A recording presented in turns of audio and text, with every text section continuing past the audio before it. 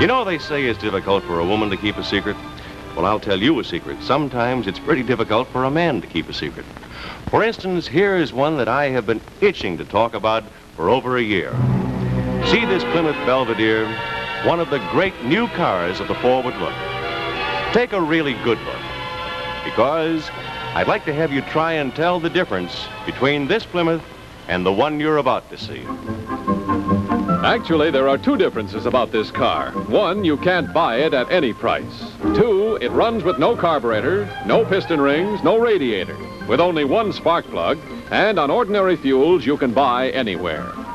And here under the hood, you see the big difference. It's the Chrysler gas turbine engine, the first turbine engine ever to be successfully installed in a standard passenger car.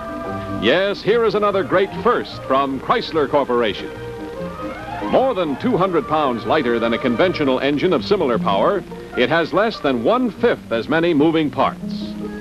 Developed by Chrysler Corporation to power a regular production model, you can hardly pick it out from other Plymouths, unless you happen to spot the special insignia that tells you there's a revolutionary engine under that hood. The horsepower it develops is 120.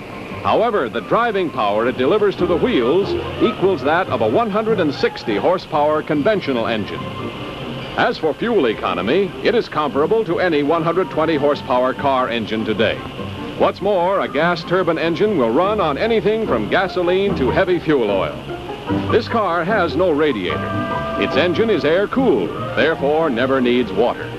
Other attempts to design a practical turbine engine resulted in extremely hot, burning exhaust gases. But Chrysler Corporation engineers licked that problem. The exhaust temperature is cooler than that of the average car today.